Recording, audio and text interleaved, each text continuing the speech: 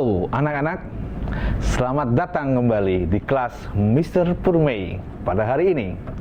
Nah, anak-anak, apakah kalian masih ingat apa yang harus dilakukan saat terjadi kerusakan atau kehilangan harta karena adanya bencana alam? Mr. Purmei harap kalian masih mengingatnya, karena negara kita adalah negara yang rawan terhadap bencana. Apalagi bencana gempa bumi. Kali ini kita akan belajar tentang apa yang bisa dan perlu kita lakukan jika terjadi kerusakan atau kehilangan harta karena perbuatan manusia atau perbuatan yang bukan alam. Tahukah kalian apa saja kerusakan dan kehilangan yang bisa terjadi yang disebabkan oleh manusia? Betul sekali. Pencurian, perampokan, dan kebakaran. Lalu, apa ada di antara kalian yang pernah punya pengalaman tidak mengenakan seperti itu, seperti rumahnya dimasuki pencuri atau mungkin rumahnya kebakaran? Pasti rasanya panik, pasti rasanya kesal, pasti jadi takut pula.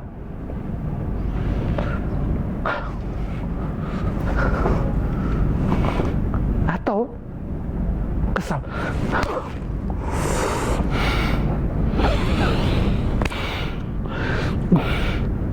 atau takut.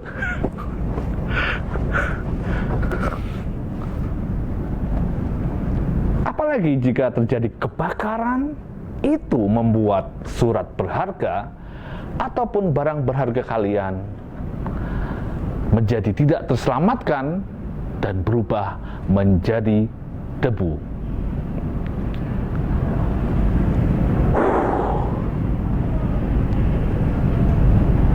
Kali ini Mr. Purmei akan menjelaskan apa yang harus kita lakukan saat terjadi kehilangan harta karena perbuatan manusia seperti kebakaran atau pencurian. Hal-hal yang bisa kalian lakukan saat terjadi kebakaran atau pencurian adalah sebagai berikut. Yang pertama, kalian bisa menghubungi nomor darurat. Berikut ini adalah nomor-nomor yang bisa kalian hubungi dalam keadaan darurat. Seperti nomor ini, nomor ini, nomor ini, dan nomor ini. Oke?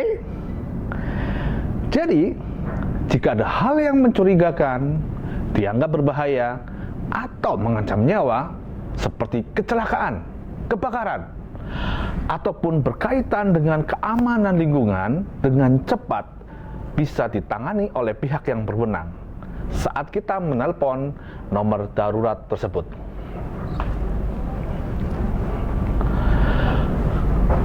Halo, rumah saya kebakaran, bisa tolong cepat kemari?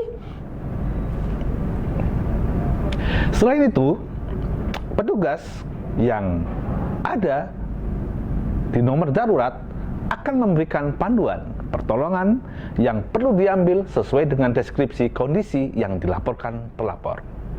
Hal ini bermanfaat untuk mencegah kejadian yang lebih parah, sekaligus mencegah jatuhnya lebih banyak korban. Selanjutnya, yang nomor 2. Jika terjadi kebakaran ataupun pencurian, kalian bisa menghubungi tetangga atau RT dan RW setempat. Selain nomor telepon darurat, kita bisa menghubungi tetangga, karena kalian mungkin masih ingat ada peribahasa tetangga adalah saudara terdekat kita.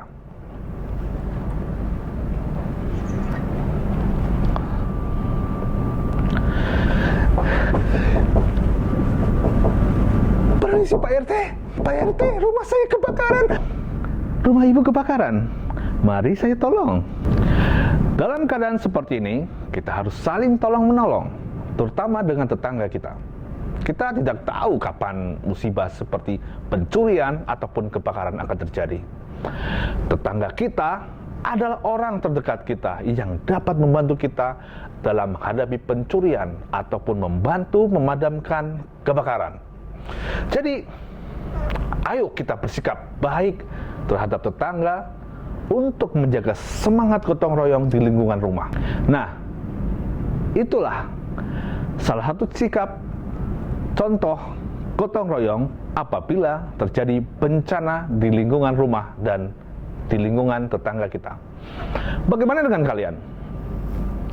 Apakah kalian bisa menunjukkan sikap ataupun contoh gotong royong yang dapat dilakukan di lingkungan sekolah? Pernahkah kalian menemukan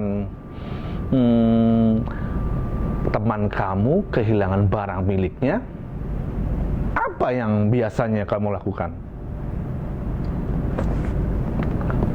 Baik sekali kamu. Pastilah kamu akan membantunya mencari barang yang hilang tersebut. Selain membantu mencari barang, apa lagi yang bisa kita lakukan?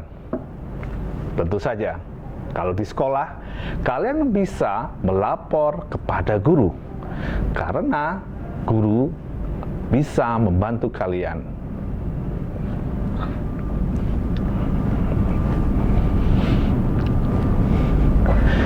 Ibu guru, saya baru saja menemukan barang ini.